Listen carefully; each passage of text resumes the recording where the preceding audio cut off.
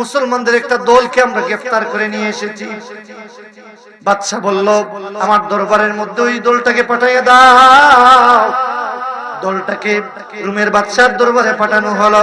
রোমের বাদশার দরবারে যখন ওই দলটাকে পাঠানো হলো, বাদশা জিজ্ঞাসা করলেন, এখানের সেনাপতিকে, তোমাদের আমিরকে? একজন যুবক দাঁড়ায় গেলেন, না আছে পোশাকের সৌন্দর্য, ফারাসিরা কাপড়, দাঁড়ায় বলেন, আমি হলাম এই কাফেলার আমির। বাদশা জিজ্ঞাসা করলেন, নাম কি? বললেন, আব্দুল্লাহ ইবনে হুযায়ফা। ডাক দিলেন, আসো, আমার পাশে আসো। কারণ বাদশার কৌতূহল জেগেছিল যে মুসলমানদের সাথে একটু সাক্ষাৎ করবে। কারণ তিনি আগে প্রায়ই উনার সৈনিকদেরকে বলতেন যে মুসলমানরা যে এত অল্প সংখ্যক মানুষ যুদ্ধের মধ্যে এসে বিজয় লাভ করে, এর কারণটা কি? তখন উনার সেনাপতি বলছিল, বাদশা জাহাপনা, মুসলমানরা তারা অস্ত্র শস্ত্রের উপর ভরসা করে না, তারা ইমানের উপর ভরসা করে। সুবহানাল্লাহ। তারা আল্লাহর উপর ভরসা করে। সুবহানাল্লাহ। তারা আল্লাহর উপর ভরসা করে যুদ্ধের মধ্যে আসে। আর আরেকটা ব্যাপার হলো বাদশা জাহাপনা, ওরা যুদ্ধের মধ্যে আসে গাজী হওয়ার জন্য, ওরা যুদ্ধের মধ্যে আসে জীবন দেওয়ার জন্য। সুবহানাল্লাহ। শহীদ হওয়ার জন্য। কারণ যারা শহীদ হয়ে যায় ওরা কবরের মধ্যে জীবিত, তামিত, জীবিত। এরা কারা? শহীদ যারা, এরা কবরের মধ্যে। ওয়ালা তাকুলু লিমান ইউকতালু ফি সাবিলিল্লাহি আমওয়াত বাল আহইয়া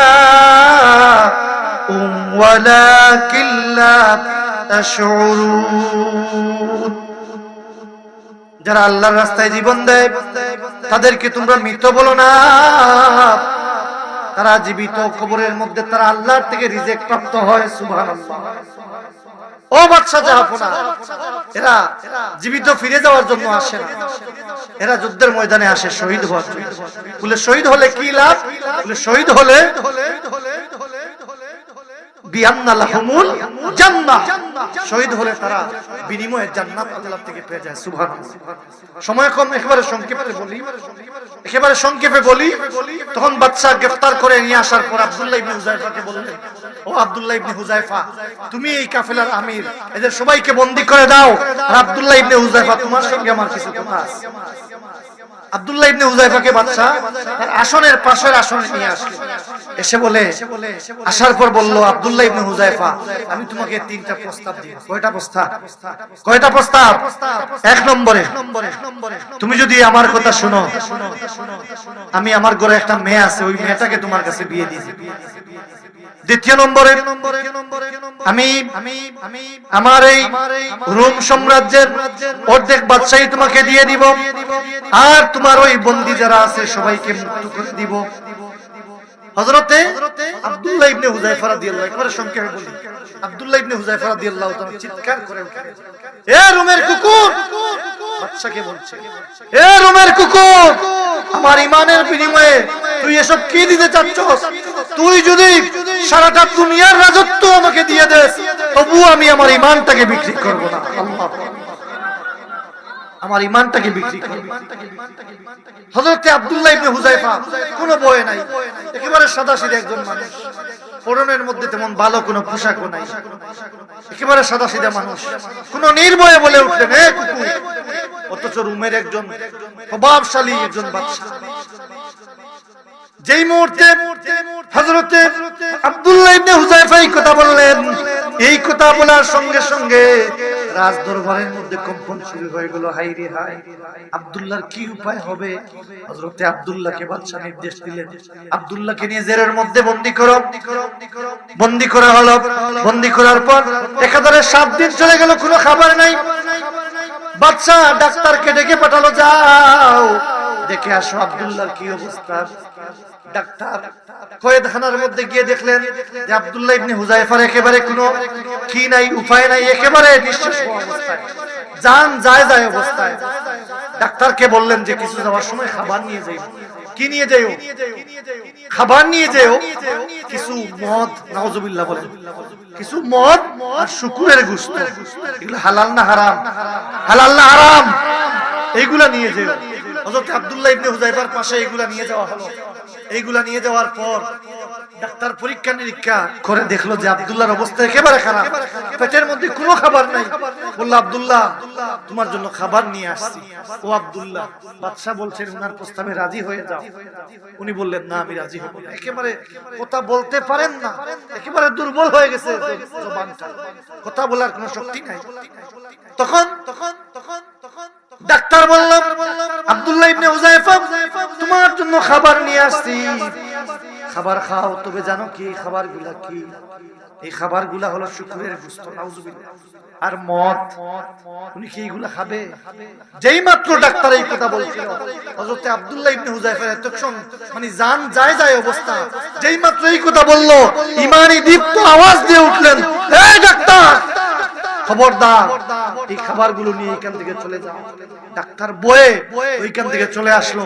বাদশার সামনে যখন আসলো, ও বাদশা, আমি যখন খাবার নিয়ে গেলাম দেখলাম একেবারে নিরুপায়, জান চলে যায় 7 দিনের না খাবার। কিন্তু খাবার দেওয়ার পর বললাম খাওয়ার জন্য, আর যখন সে শুনতে পারলো যে খাবারগুলা মদ আর শুকুরের গোশত, তখন সে কি করলো? চিৎকার দিয়ে উঠলো, যার ভয়ে আমি এখান থেকে চলে আসছি। বাদশা খবর দিয়ে পাঠালেন, আব্দুল্লাহকে নিয়ে আস। উত্তপ্ত একটা বড় পাত্রের মধ্যে পানি গরম করা হলো, তেল গরম করা হলো, বয়ে দেখালো বাদশাকে। আব্দুল্লাহ ইবনে হুযায়ফাকে বয়ে দেখালো, হে আব্দুল্লাহ ইবনে হুযায়ফা, যদি তুমি আমার কথা না মানো, আমার প্রস্তাবে যদি রাজি না হও, তাহলে তোমার ওই সৈনিকগুলাকে ওই গরম তেলের মধ্যে আমি নিক্ষিপ্ত করব। এই বলে সঙ্গে সঙ্গে বন্দিশালা থেকে হযরত আব্দুল্লাহ ইবনে হুযায়ফার একজন সঙ্গীকে রুমের বাদশা গরম তেলের মধ্যে ফেলে দিল। নাউজুবিল্লাহ। সঙ্গে সঙ্গে কঙ্কাল হয়ে লোকটা ভেসে উঠলো। নাউজুবিল্লাহ। বাদশা কি চাইছিল? হযরত আব্দুল্লাহ ইবনে হুযায়ফাকে ভয় দেখাবে। এমনই সময় হযরত আব্দুল্লাহ ইবনে হুযায়ফা কান্না করা শুরু করে দিলেন। কান্না করার ফলে বাদশা ভাবলো হয়তো আব্দুল্লাহ ইবনে হুযায়ফা ভয় পেয়ে গেছে, এজন্য কান্না করতেছে। কিরে আব্দুল্লাহ, ভয় পেয়ে গেছ নাকি? আব্দুল্লাহ ইবনে হুযায়ফা বলেন, না না বাদশা, আমি ভয় পেয়ে গিয়ে কান্না করি না, আমি কান্না করি এই জন্য আমার জীবন তো মাত্র একটা। কয়টা? একটা জীবন আমি এই মাত্র শেষ করে দিব।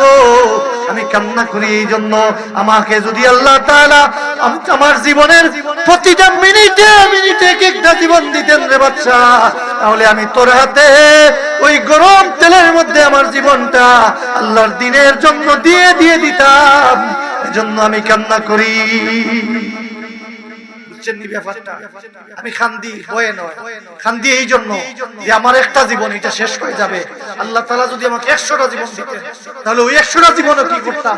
আল্লাহর জন্য কুরবানি করে দিতাম। সুবহানাল্লাহ। বাদশা অবাক হয়ে গিয়ে বলে, বাদশা যে হে আব্দুল্লাহ ইবনে হুযায়ফা, শেষবারের মতো বলি, তুমি বলতে চাও তুমি আমার প্রস্তাবগুলা মানো, রাজি হয়ে যাও। তখন আব্দুল্লাহ ইবনে হুযায়ফা বলেন, না, আমাকে তেলের মধ্যে ফেলে দাও, আমি আমার জীবন দিয়ে দিব, আমি আমার ঈমান থেকে চুল পরিমাণ সরে দাঁড়াবো। হযরত আব্দুল্লাহ ইবনে হুযায়ফা এই কথা বলার পর বাদশা বলল, আব্দুল্লাহ ইবনে